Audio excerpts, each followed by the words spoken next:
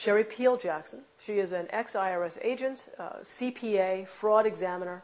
She was working for the IRS. She was on the fast track to success there. She was doing very well, had received numerous awards for all of the work she did. And she realized that there is no law and that the biggest fraud was the IRS. One of the things that I've been doing ever since the IRS has come back with all these terroristic threats against us is I've been telling people, okay, there's $400,000 worth of reward money out there if you can prove that we have to file and pay an income tax. The money that is collected in income tax goes towards the services that Americans say that they're getting, okay? None of the money. Where does it go? Again, we pay $40 million. I want you to remember that, $40 million an hour in interest to the federal. When you have a large corporation, it only takes a small percentage of the stock to have significant control. And like Rockefeller's through Chase Manhattan Bank own, you know, over 10% of ABC, CBS, and NBC. So there you go. Why would they rat on themselves on television? In my tenure as an Internal Revenue agent, I personally saw marriages broken, families torn apart, and homes confiscated, businesses destroyed, all while my colleagues and I were out making unjust demands on the American people without the authority. So I want you to be the judge, okay? 8 decades of amendments to the code have produced a virtually impenetrable maze. The rules are unintelligible to most citizens. The rules are equally mysterious to many government employees who are charged with administering. Definitions are very important to politicians and to lawyers, and no word is meaningless. For example, it does depend on what the definition of source is. I started at the IRS in 1988. I left in 95. I would say 9 out of 10 times, those revenue agents and revenue officers, they have no clue of any of this information. They don't know what's going on. When I was trained, when I was brought into the IRS, we went through several training classes. I would say my first year we had about 4 print up little booklets, and they may be 20 pages, they may be 50 pages long. And they would have this information in there and say, okay, this law says that the people have to do this, and this law says that the people have to do that. So what you do is you read over this information as they go over it in class, and then you have these tests. So what do you do to pass the test? You make sure you understand everything, not in the code, not in the regulations, but what's in that little booklet. We're not using the code or the regulations for this. Why aren't we using the code and regulations? I trust thinking, okay, they're saving us some time and energy and some eyesight, and they're putting the information that's in the codes and regulations into these booklets that have much larger writing so that we can understand it that way. Folks, that's not really what was going on. Never let the tax protesters around us. They have a special group for people like you. And my theory on why is because people that think might start reading and understanding. But for those self-employed people, let's say the roofing company or the painter, ask all these questions, then you get them locked in. Okay, for those of you who are self-employed, don't ever back down to anything like that. I left the IRS in 1995. That decision that I had to make based on my Christian faith was that I'm supposed to be my husband's helpmeet and I'm supposed to be my mother's children. I am not supposed to be the Gestapo queen. Can anybody say that my children won't be more in servitude than I am right now, 15 years from now? I can't let that happen. I can't go to sleep knowing that we've come from 3% to 52% and do nothing about it. Because the more you give them, the more they're going to take.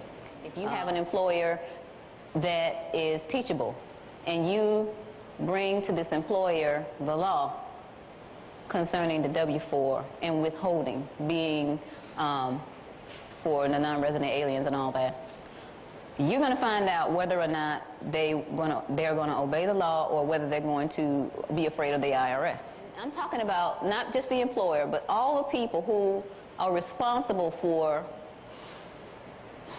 whatever outlets the IRS is using to get your money. They need to be educated. Do you realize that without the income tax, thousands of mothers could leave the workforce and work from home or homeschool, producing intelligent, moral children? I say to you people, unless you respond to this issue, our people will continue to be in slavery. I challenge you, when you find the truth behind the income tax, Don't sit on the fence. The income tax is destroying our people. Don't hide behind your positions or your prestige. Take a stand. They're calling us tax cheats. They're calling us fanatics. They're calling us weirdos. Now, you can call me fanatic. You can call me a weirdo. You can call me a kook. You can call me bad. You can call me dingy. You can call me Bozo the Clown. I don't care what you call me. But I have one question, and I challenge the media to ask it along with me and stop just quoting rhetoric. Where is the law?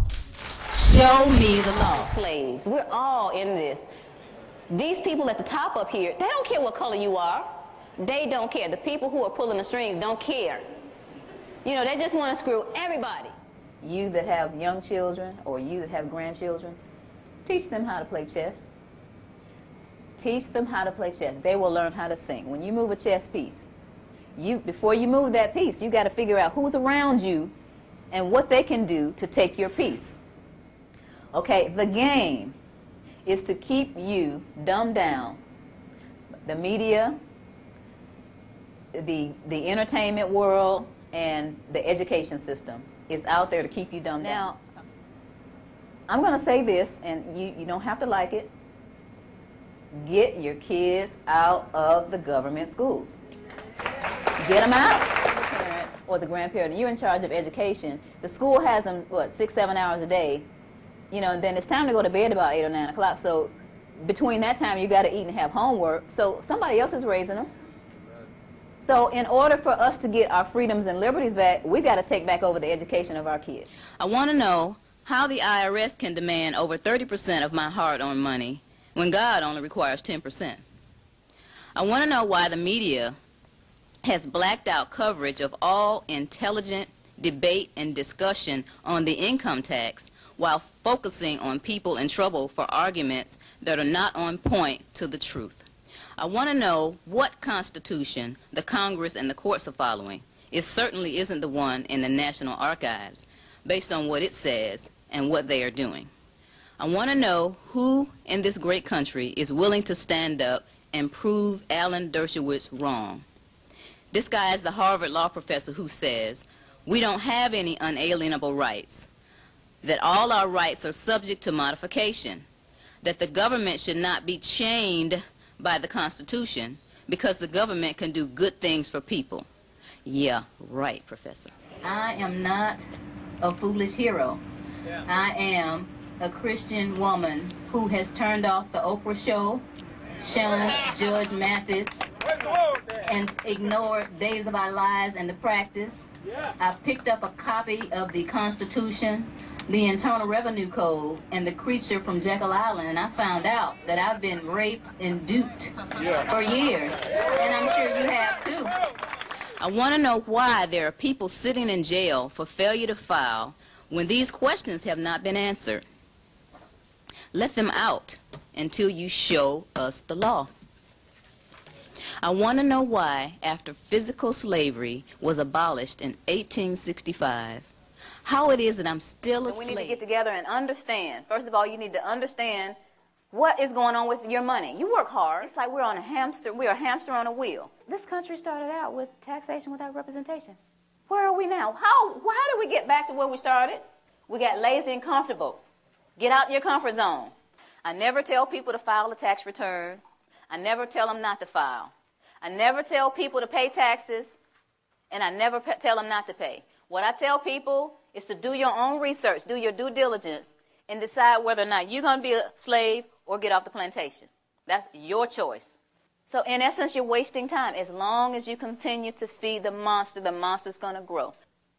They're going to laugh in your faces. Any kind of cause that you have, anything that you're trying to do in your life concerning getting things back on track with our country, the way it's supposed to be, you're going to get laughed at because you continue to give them the money to do whatever it is they're doing to us. I wanted you to know, of course you know I'm Sherry Jackson, and this is my daughter Raina. I have a son somewhere around, but I wanted them up here for an example, and I'm going to let her go back to the room, but I wanted to say first of all that this is why I do what I do.